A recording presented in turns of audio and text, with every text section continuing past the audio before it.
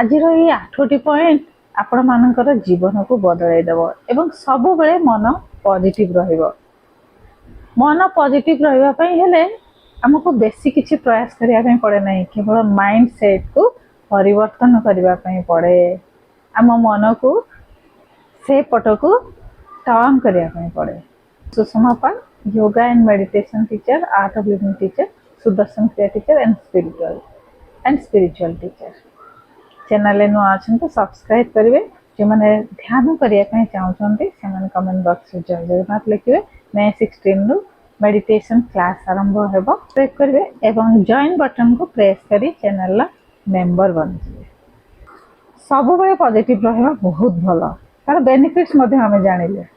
आम thought positive रहिले भल एवं आम शरीर ऊर्जा सकारात्मक रहिले भल है ना। नकारात्मक ऊर्जा अच्छी एवं सकारात्मक ऊर्जा अच्छी। यदि आमर थॉट्स परिवर्तन हम सकारात्मक रहा आम ऊर्जा सकारात्मक रार बेनिफिट्स आम जानी बहुत गुड़े बेनिफिट्स मिले जो आम सब बेले पॉजिटिव रुहते। आज जाना एभली कौन कले आम सब बेले पॉजिटिव रहा। कमेंट बॉक्स में जय जगन्नाथ निहाती भाव लिखे। जगन्नाथ को छाड़देले आम कि नुह। आम संस्कृति आम धर्म आम सब किसी होती जगन्नाथ। तेणु जगन्नाथ ना जय जगन्नाथ कमेंट बॉक्स में लिखे एवं वीडियोटी को अधिकारु अधिक शेयर करेंगे, कहीं निजे सब बेनिफिट्स पाइबे एवं अन्य मानक पाखरे ए सब बेनिफिट्स पहुँचवाई हेल्प करेंगे। पॉजिटिव रहिले मन शांत हुए है ना एवं शरीर ऊर्जार प्रभाव बढ़ी थाए एवं प्यूरिफाई होता है आमर ऊर्जा। रचनात्मक गुण बढ़ापी गोटे शांत मन आवश्यक। तेणु रचनात्मक गुण बढ़ी थाए जी जो फील्ड रे काम कर जो क्षेत्र में काम कर क्रिएटिविटी बढ़ीज नुआ नुआ किसी जिनस करने आइडिया आसो मन रे। शरीर सुस्थ रही अधिकांश रोग आमको तनाव रही स्ट्रेस रही नकारात्मक सोच जो ही आसी थाए। जीवन रे सबु बेले पॉजिटिव रहिबा गोटे कष्टकर पाठ किंतु असंभव नुह। किंतु अधिका समय पॉजिटिव माइंड सेट को मेंटेन करिबा बहुत सहज एवं पॉसिबल मध्य। नकारात्मक विचार आसीबो, थॉट्स आसीबो, से किछि बड़ कथा नुह, किंतु आमे किभली भाबरे ताको हैंडल करछे से होछि महत्वपूर्ण। तो निजर थॉट्स को ऑब्जर्व करिवे। केउ प्रकार विचार मन को आसुची, केउ प्रकार चिंता मन को आसुची, नेगेटिव आसुची ना पॉजिटिव आसुची। प्रकार चिंताटा अधिक आसुची, नेगेटिव अधिक आसुची ना पॉजिटिव अधिक आसुची। जेतेले आमे ऑब्जर्व करूछंती आमे जानि परिबा जे एई चिंताटी मोर नेगेटिव चिंता, याको किभली परिवर्तन करिवि ता उपरे हमर ध्यान जीव। तेणु ऑब्जर्व करिबा प्रथम मत ये कहीं लगुच कहीं चिंता आसुची ध्यान करवा जरूरी। और ये चिंता आसवाटा सत ना मो भितर थिबा डर जोगु ये चिंता आसुची। प्रथम ऑब्जर्व करेंगे तेबे अवेयरनेस सजगता हो पारे। सेकेंड रे हमें माइंड को ट्रेन करवा उचित है ना। जहाँ भी समस्या आसी जहाँ भी प्रोब्लेम आसी ताको हमें दुईटी प्रकार ग्रहण करिपरिबा। ताकू गोटे अपॉर्चुनिटी भावरे नहीं से परिस्थिति बाहर को बाहर जावा या तो ताकू समस्या भाभी आमे से परिस्थिति भितर बुड़ी रहिबा, दुखी होई डिप्रेस होई जीवन अतिबाहित करवा। तेणु प्रथमे मन को ट्रेन करवा उचित। ए परिस्थिति मु बाहर आसी एटा गोटे प्रॉब्लम नुह, मो पाई समस्या नुह, यह गोटे मो पाई अपॉर्चुनिटी। ए अपॉर्चुनिटी आसी मते किसी शिखाइबा पाई एवं किसी दबा पाई मध्य एवं ये परिस्थिति मु बाहर को आसीजी। से मनटी स्ट्रांग हो माइंड सेट चेंज हो ऐसा परिस्थिति बाहर उपाय मध्य खोजी पाइले।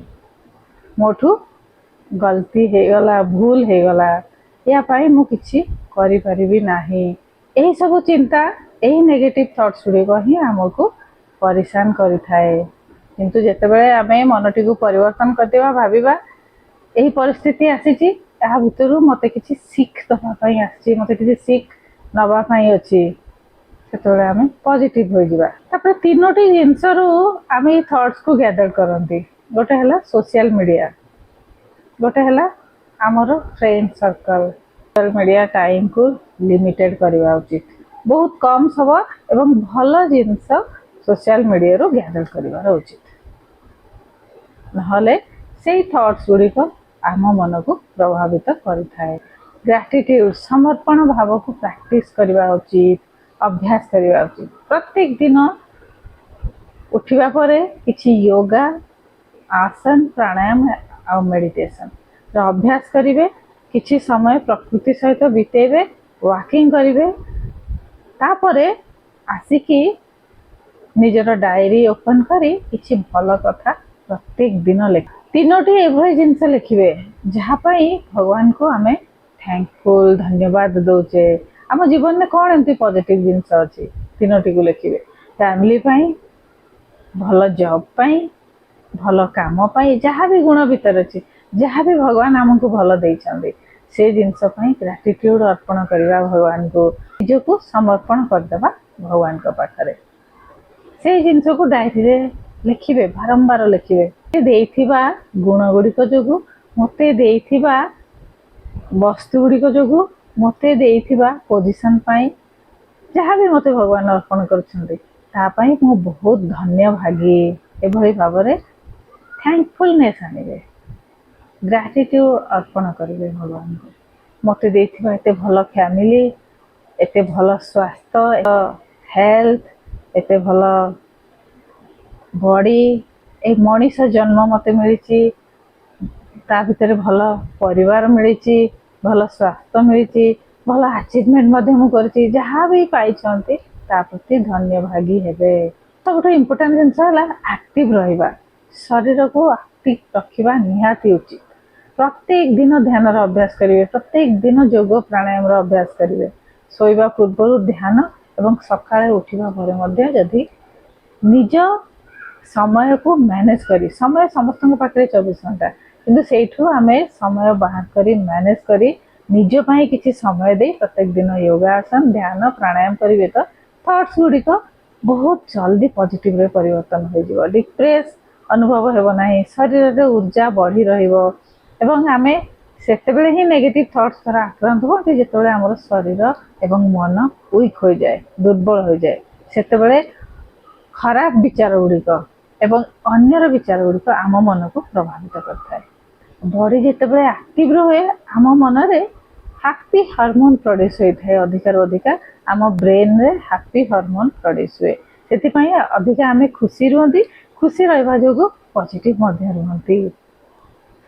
ସେ ମୁହଁରେ ସବୁବେଳେ ଗୋଟେ ସ୍ମାଇଲ ଆଣିବେ। ସ୍ମାଇଲ ଆମର ମାନସିକ ସ୍ଥିତିକୁ ମଧ୍ୟ ଚେଞ୍ଜ କରିଦେଇଥାଏ। ଲୋଚନ୍ତି ନା, ତ ମନଟି ମଧ୍ୟ ସେଭଳି ଖୁସି ରହେ। ପଜିଟିଭ ଲୋକମାନଙ୍କ ସାଥିରେ ନିଜର ଫ୍ରେଣ୍ଡ ସର୍କଲ ମଧ୍ୟ ପଜିଟିଭ ବନେଇବା ଉଚିତ। ମଣିଷ ସବୁଠୁ ଅଧିକା ପ୍ରଭାବିତ ହୋଇଥାଏ ତାର ଆସପାସରେ ଥିବା ବ୍ୟକ୍ତିମାନଙ୍କ ପାଖରୁ।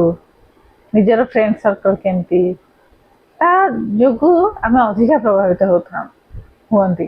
ଆମେ ସାଙ୍ଗମାନଙ୍କ ପାଖରୁ, ଆମର କୋଲିଗ ମାନଙ୍କ ପାଖରୁ, ଆମ ଫ୍ରେଣ୍ଡ ସର୍କଲ ମାନଙ୍କ ପାଖରୁ ବହୁତ କିଛି ଶିଖନ୍ତି ଏବଂ ପ୍ରଭାବିତ ମଧ୍ୟ ହୁଅନ୍ତି।